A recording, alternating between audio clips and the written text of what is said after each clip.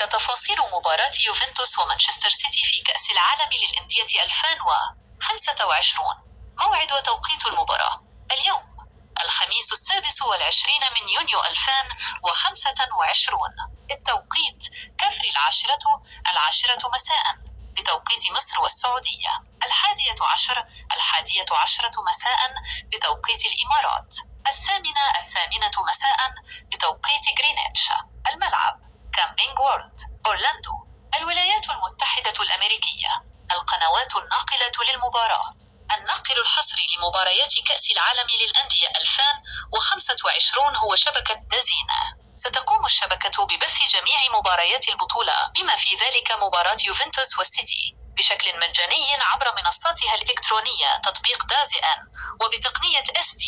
موقف الفريقين قبل المباراة: تأتي هذه المباراة في الجولة الثالثة والأخيرة من دور المجموعات بالمجموعة السابعة. موقف يوفنتوس الإيطالي: يوفنتوس تأهل بالفعل إلى دور 16 من البطولة.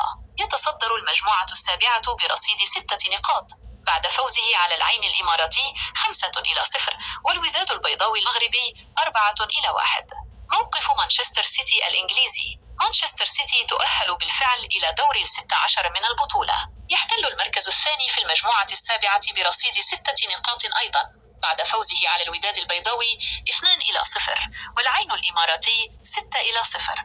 نظرا لتؤهل الفريقين بالفعل، فإن هذه المباراة ستكون لتحديد متصدر المجموعة، والذي قد يؤثر على مسار كل فريق في الأدوار الإقصائية.